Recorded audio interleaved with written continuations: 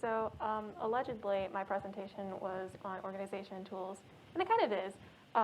But I'm just mainly going on how to survive if you're an overcommitter or feel like you're overwhelmed or doing way too much right now.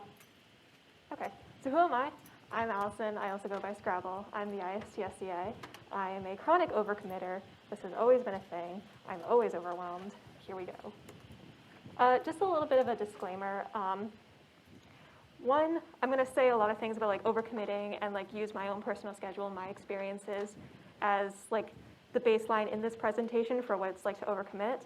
Don't compare yourself to what I do, because I do a lot, but what I do may be way above what you can do, or maybe perfectly manageable for what you can do.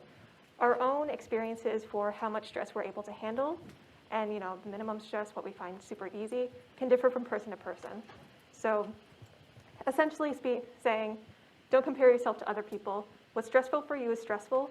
You don't need to justify it. You don't need to feel like, oh God, I'm not actually really stressed because this person's doing way more than I am. So it's like, how am I even stressed?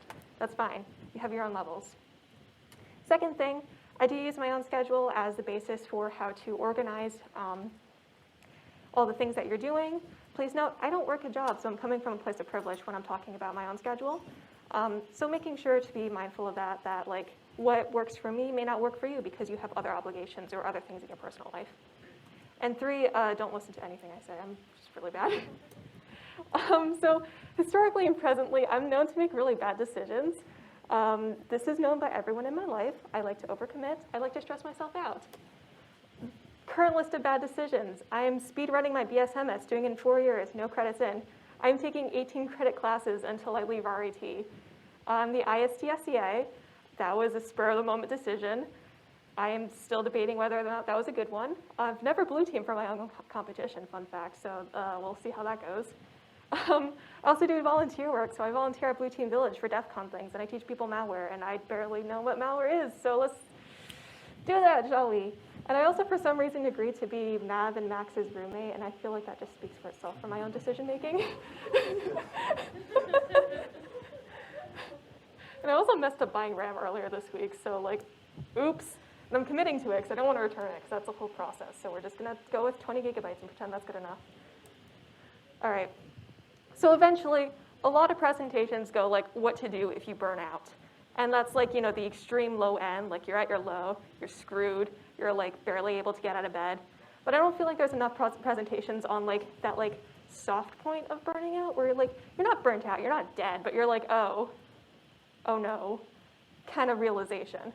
So this is it. The I may have overloaded myself, and the stages of panic that you'll hit when you reach that realization. Which first step is panic. I hit the semester, I was like, 18 credit semester, it'll be fine. And then like 2 days before the semester, I was like, I don't know if I can manage this right now. I have extremely high standards for myself. I am that type of person where like if I get like a B+ or an A- on a test, I will actually cry. This has happened before. This happened last year. It's probably going to happen this year, too. And that's just how it is. I mean, you panic, and then you pull in Olivia, and you make an insane calendar to compensate. Like, every single minute of your day is scheduled. I wake up. I drive to RIT in my schedule. I have my mental breakdowns in my schedule. We are scheduled. 3, you hit rock bottom at the first week of the semester, and then kind of take a moment to reflect. I realized I had 5 labs due in one weekend, and was like, oh, this is going to happen every week in this semester, isn't it? And yeah, that's a horrible realization to hit. So what do you do? How do you cope with the fact that you are such an overcompensator? It's probably not going to change anytime soon because you have to do actual self-reflection on that fact, and you don't really want to do that because you don't have time because your schedule doesn't really allow for that. So what to do? So there's a few steps to kind of just coast through before you're ready to make that realization that like, hey, I should actually like do a self-intervention and stop overwhelming myself. Obviously, if you like doing stuff, if you like being like a high stress person, but like if you like doing a lot of things, you got to learn how to manage it at minimum. Maybe you probably won't learn now how to like tone it down a little bit, but learn how to make it sustainable at least. So step 1, schedule daily me time. This is a big thing. I schedule at least 1 hour a day of just completely do whatever time. So this will be usually not anything on a computer because of our major, we're like constantly like glued to this thing, and my eyes are tired and I'm tired. And that's how it is. But it's good to schedule daily me time, and it can be not so much me time, like just isolate yourself, but me time like hang out with friends, or if you're like an extrovert for some reason, or like actually enjoy your friends. And do things like, you know, go eat, go make a fun food thing. I don't know what people's hobbies are. But just do something fun, something that relaxes you at least once a day, just to kind of reset your brain, because you need to give yourself breaks. You can't work like 12 hours straight. You're going to die. All right, step 2, actually organize. But not like the levels that I've put down where you're like organizing your schedule by minutes. But what I like to do, I have a homework app that just shows me every single homework I have due on the dates that they're due and the times in order. And so that helps me kind of visualize what I have due for the week. Again, I also, oh yeah. So when do you put these homeworks in? Do you go as you go? Do you Yep. start at the beginning of the semester and put the schedule, do you put it all on your hand? Yeah, so what I usually do, again, it depends on the class, because some classes will be like, oh, I'm just going to shoot out a homework whenever. But usually at the beginning of the semester, I take like that week 0 or week 1. And if a class has their entire homework scheduled like out there, then I'll just put it all in and then adjust as needed. If it's not, then just put it in as soon as it's assigned, so then you know when things are due. You can keep up to date with stuff. Really nice thing is to color coordinate things, because it makes visualizing things easier. But schedule. I don't recommend necessarily going like minute by minute, every single thing you're going to do. But what I like doing is creating like blocks of time. So I'll block out like 3 hours and assign like 2 tasks maybe for those 3 hours. And what I like to do is do like a hard task and easy tasks to do. So a hard task could be like, okay, MOPS homework, let's go. But doing a MOPS for like 3 hours is like pretty unreasonable for your brain to like actually handle, because it's MOPS and it's C. So what I like to do is disperse it with an easier task. So that might be like my network forensics homework, for example. That's pretty easy. So if I ever get tired of MOPS, or if I don't want to do MOPS during that 3-hour period, then I can just take it the easier task and I have it done. Another good thing to do is, if you have like a ton of homework like I do, taking what you have due for the week, making a list, first in the order that it's due. So you know, you have something due on Thursday, put that, something due on Sunday, put that at the bottom. And then in the order of how easy it is to how difficult it is. And that'll help you arrange, okay, on Monday I want to do this thing that's due, you know, maybe earlier in the week that's a little bit harder, and this thing that's due Sunday that's easier. And just break things apart, figuring out what works best for you. But essentially making sure that you give yourself a break in between the harder tasks. And again, you don't have to finish a hard task all at once. So you don't have to put that pressure on yourself to be like, okay, I need to finish my MOPS homework today completely, so I can get it ahead of time. That gives you only one task to do a day. That's kind of hard for your mind, because you're just only doing one thing. So I found that, again, breaking things up, breaking even the assignments up. So again, some homeworks will have like, okay, activity 1, 2, 3. You can split those up into days, make it a lot more easier, and then that way you're not forced to, concentrate on one thing at a time and totally overwhelm yourself. All right, and step 3, go home. This is more like a specific thing, but a lot of people like to spend their time in the club room or at school and just hang out and do things. But I think a really important thing is that you need to be able to learn how to just block off your time to like, okay, this is absolutely, I need to go home now in order to concentrate, in order to de-stress.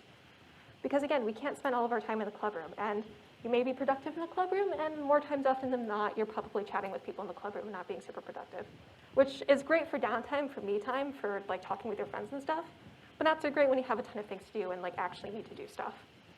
So learning when to go home, it's fine to make excuses. I use my cat as an excuse all the time. It works most of the time because it's not actually an excuse. But learning when to say no to social events, because maybe you do want to do it, but it's not that wise that day. So you just have to learn how to what to prioritize at the given moment. And step 4, last result is to actually recognize when you're kind of burning out almost.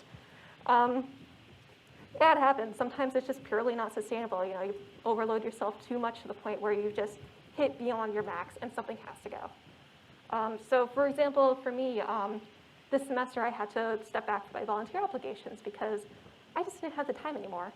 Or like last semester with, no, not last semester, 4 semesters ago, I dropped bio because it was taking way too much of my time and I needed to do more important security stuff. And also bio kind of sucks.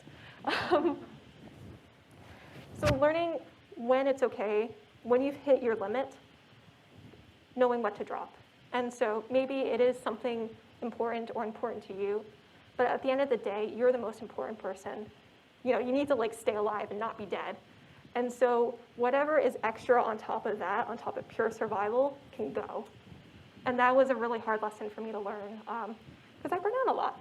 And knowing that balance between, you know, an acceptable amount of stress and like a, oh God, I'm going to die amount of stress, and figuring those things out. And step 5, talk to me.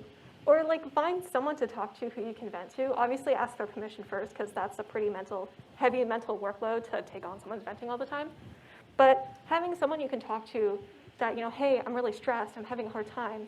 And also learning that emotional vulnerability that comes with it. Because it takes a lot of honesty and a lot of vulnerability to come up to someone and be like, hey, I'm really struggling right now. It's a really hard time. I don't know what to do. And the more that you're able to recognize yourself and what you're capable of and what you're feeling, the more easier it is for you to recognize that, oh, I'm approaching burnout, or oh, this is like way too much now. And so you can get better at stopping yourself from burning out. And go buy McDonald's, or like Chick-fil-A or Wendy's or like whatever, but like treat yourself too. Like remind yourself, like you can't punish yourself if you don't get like X tasks done by today. You know, you still did something, or even if you did nothing, you still did something by like breathing and not being dead. So learn how to treat yourself. Don't punish yourself. Obviously, if you have like self-care mechanisms in the works, do that. You know, maybe you have like a super strict like diet or exercise regime. It's okay to break it once in a while. Obviously, you know, it's good to stay healthy and whatnot, but don't do it to the detriment of your own self-happiness. Okay, that's all. Any questions? We all good? Brayden is shaking his head very intently. Mav has a question. Mav. No, you have a thumbs up. Hi, Mav. I also have a question. I have a comment though. Yes. I gotta say, I really liked the disclaimer at the beginning of the presentation where you said it's like, oh, like, don't feel bad if you can't do as much as me, but also don't feel bad if you're doing more, if you feel like you're doing more, because there's always that issue where it's like, oh, I have to do shifts, or oh, I don't have shifts, so I'm not able to work with other people because we can't all meet together at the same time. And I think that's one of the things that people often don't talk about, that accommodations for different people have to be so different. Mm-hmm. And because I think people are always like, oh, like yes, like it's ineffective taking care of other people, but it's like, what is making that ineffective? And I don't think people often talk about the reasons why it is bad to compare yourself to other people in that manner, versus just saying, don't compare yourself. So I thought that was really cool. Yeah, that was kind of my point too. Because like, if you look at people's stuff from like purely academic standpoints, you're not looking at what's going on in their personal life or whatever load is happening behind the scenes. And so you can't ever perfectly compare people or their needs because they're always going to be so different. They're always going to be diversified. And making sure to be mentally aware that like, you know, okay, you know, X person has only 12 credits, but they're struggling. How are they struggling? It's like, no, they're, you know, maybe they're working like 8 hours a day or something like that. Or maybe they just have something going on in their personal life. Or maybe just those 12 credits are really hard classes. But you can never perfectly determine what a person's stress level is or what the work level is. And so I felt that was important to include. All right. Any others? Cool. Alrighty. I am done. We are all set, and Tenchi ran out of the room.